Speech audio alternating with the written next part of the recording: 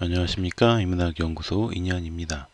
이번 시간에는 7분 인명록 10번째 이야기 황색 저널리즘의 시대를 열었던 조지프 플리처에 대한 이야기를 해보려고 합니다. 10번째 황색 언론의 창시자, 신문 왕이 되다.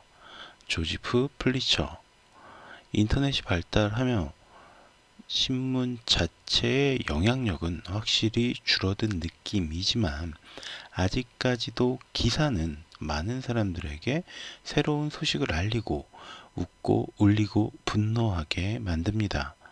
일반적으로 최초의 신문을 로마 공화국 시대의 악타 푸블리카라는 관보적 성격의 필사신문을 꼽고 있습니다. 로마 제정시대에도 국정 전반에 대한 결의사항 등을 석고판에 문자로 새겨서 시민들에게 읽도록 했던 악타 세나투스나 악타 듀르나 포퓰리 로마니 같은 신문들이 있었다고 합니다. 발음이 조금 어려운데 어쨌든 그러나 우리에게 가장 신문이라고 느껴질 정도의 것들은 인쇄술이 대중적으로 보급된 15세기 이후부터라고 보아야 할 것입니다. 비록 정기적이지는 않지만 이 시기에 독일은 플루크블라트라는 신문을 발행했고 16세기에 들어서면서 이탈리아에서는 주간 정기신문 등이 등장을 하면서 점차 유럽으로 확산이 되었습니다. 그리고 마침내 1660년 독일에서 라이프치거 자이퉁이 등장하면서 일간 신문의 시대를 열게 되었죠. 그러나 신문사는 존립을 위해서 정치의 그늘 안에 존재할 수밖에 없었습니다. 신문사는 각 정당의 정치색을 드러내기 시작했고 그것이 자연스러웠습니다. 신문의 가격은 문제가 되지 않았죠. 각 정당으로부터 후원을 받을 수 있었기 때문입니다. 그나마 중립적인 신문사 역시 그저 사실을 있는 그대로 옮겨 적는 수준을 벗어나지 못했습니다. 그리고 이런 신문에 변화를 주었던 인물이 바로 조지프 플리처입니다. 1. 헝가리 태생의 이민 노동자 청년 1847년 4월 10일 헝가리 머코에서 곡물상을 운영하는 아버지에게서 태어난 플리체르 요제프는 아버지 덕분에 꽤 부유한 어린 시절을 누릴 수 있었습니다. 아버지는 헝가리와 교류가 잦은 독일과 프랑스의 언어도 익힐 수 있도록 도와주었고 폴리체르는 그런 기대에 부응할 수 있는 똑똑한 아이였습니다. 그러나 아버지가 갑자기 돌아가시며 곡물상까지 파산을 하면서 그는 한순간 가난한 삶에 던져집니다. 1864년 미국에서는 남북전쟁에 참가할 이른바 용병부대를 모집을 했고 폴리체르는 자신의 가난한 삶을 극복하기 위해서 북군에 투신을 합니다. 이때 그의 입대 원서를 처리하던 인사계 상사가 그의 이름을 너무 대충 휘갈겨 쓰는 바람에 그의 이름은 조지프 파울레체스라고 기록이 되었습니다. 폴리체르는 아예 자신의 이름을 더욱더 미국식으로 바꾸게 되는데 그것이 바로 조지프 플리처였습니다.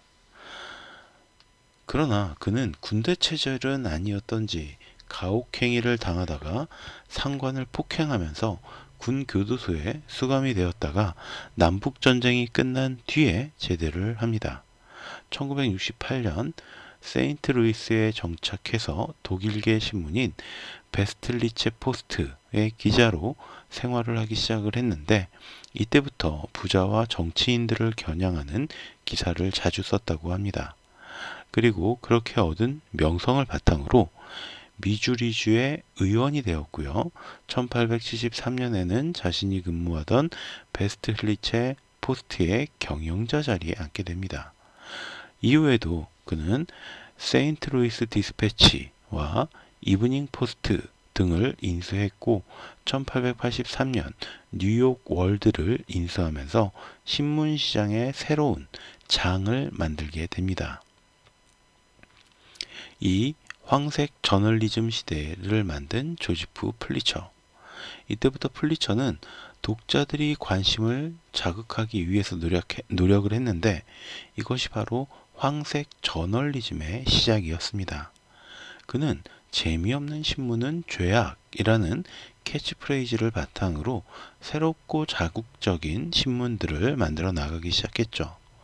플리처는 뉴욕의 일간지 발행인 중에서 최초로 별도의 체육부를 만들었고 살인사건의 보도에 있어서 살해 방법을 자세히 설명하고 현장 스케치 그림을 싣는 등 새로운 방법을 도입하기도 했습니다. 그래서 독자들에게 상상할 거리를 만들어 준 거죠. 또한 부자들을 공격할 때도 그들이 얼마나 부자인지를 비유를 통해서 묘사를 해줬습니다. 이를테면 이런 식이었죠. 윌리엄 헨리 밴더빌트의 재산을 금으로 바꾸면 약 350톤이 된다. 그리고 이것을 들어 올리기 위해서는 최소 7,000명의 사람이 필요하고 운반을 하려면 말 1,400마리가 필요하다. 그런데 이 밴더빌트의 저택을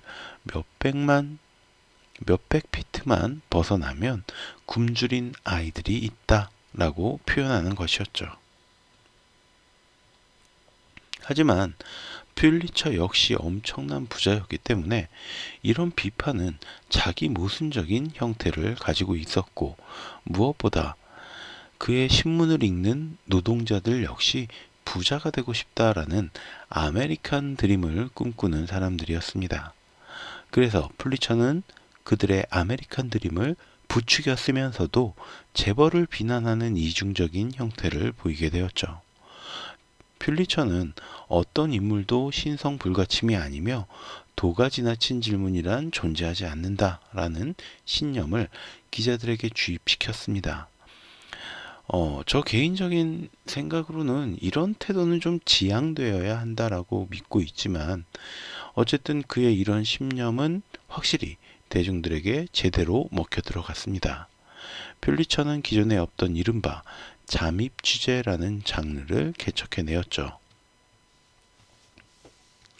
그는 당시 23살의 넬리 브라이라는 여성을 탐정이나 형사처럼 문제의 장소에 직접 들어가서 취재를 하도록 했습니다.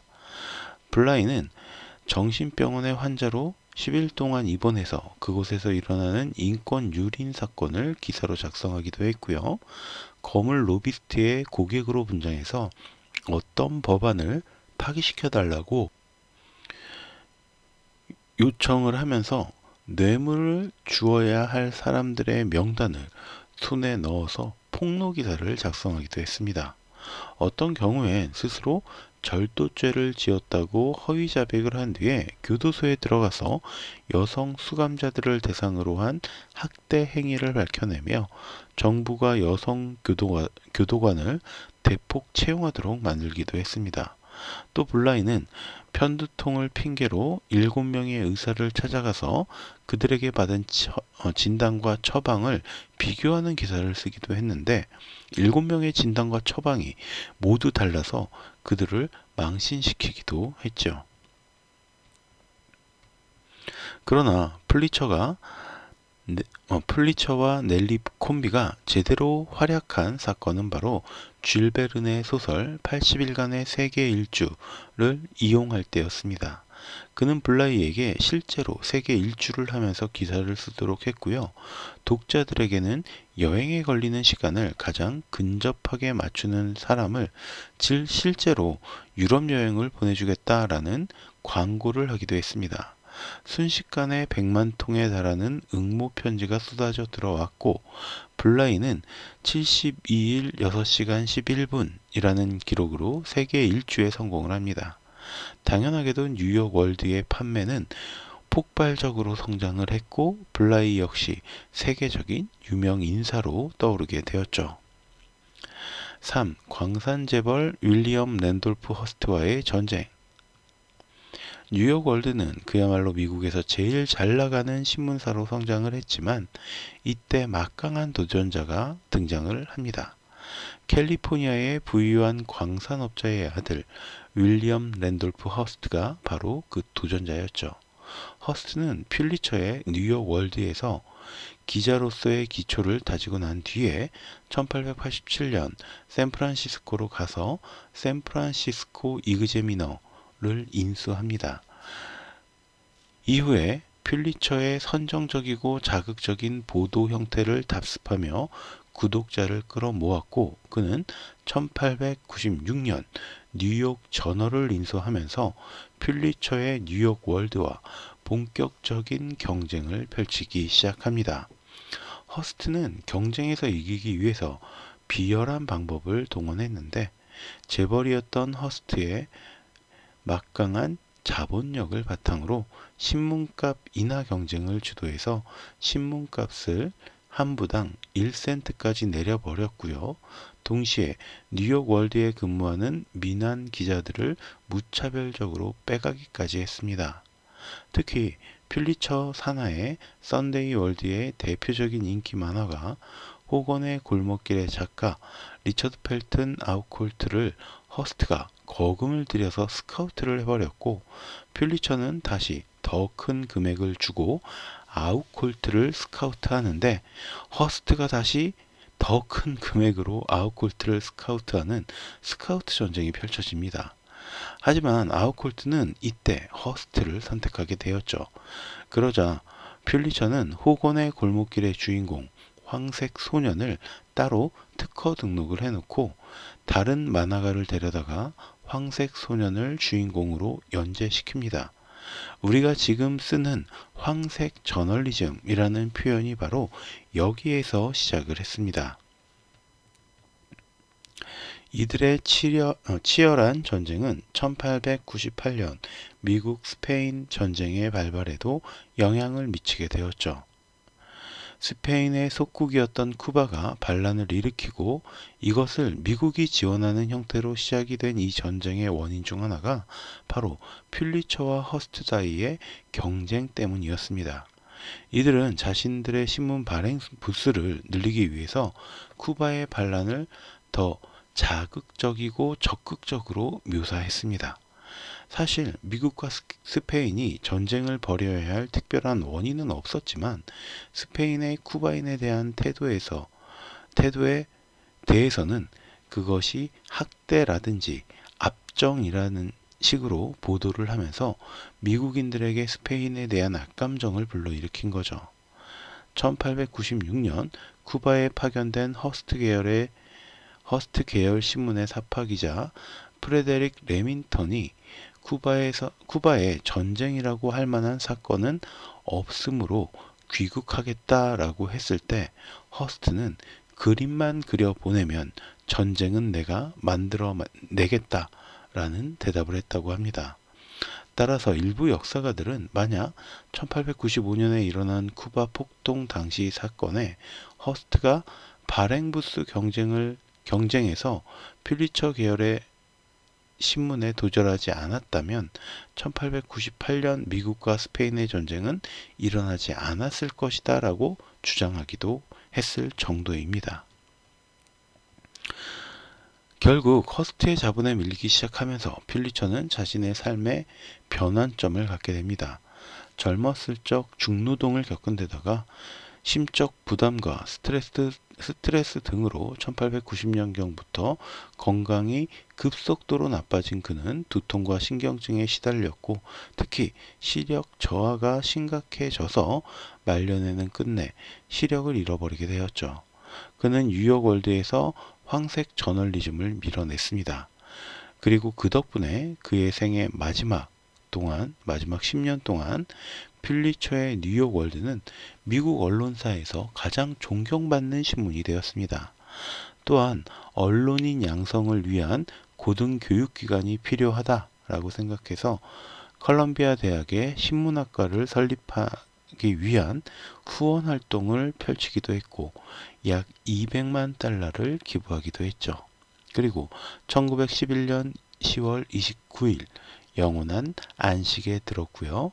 1917년 그의 유지를 이어서 컬럼비아 대학교 신문방송학과가 주도하는 선정위원회가 퓰리처상이라는 것을 만들어서 수여하기 시작했습니다. 그리고 퓰리처상은 언론, 문학, 예술 분야 최고의 영예를 자랑하는 상으로 우뚝 서게 되었죠. 결국 황색 저널리즘에서의 승자는 허스트였지만 퓰리처는 이후에 신문왕으로 불리면서 그 명함은 엇갈리게 되었습니다. 부유한 가정의 아들에서 가난을 벗어나기 위한 용병으로 전쟁터에 뛰어들었던 퓰리처는 대중들에게 팔리는 자극적인 황색 저널리즘이란 것을 만들어냈지만 말년에는 보다 신문다운 신문, 기사다운 기사를 목표로 노력해서 끝내 신문왕의 자리에 오르게 되었던 것입니다. 자, 그럼 오늘 이야기는 여기서 마치도록 하고요. 저는 다음 시간에 또 다른 컨텐츠로 찾아뵙도록 하겠습니다. 오늘 제가 들려드린 이야기가 여러분의 흥미와 호기심을 조금이라도 만족시켜 드렸다면 구독과 좋아요도 부탁드리겠습니다. 감사합니다.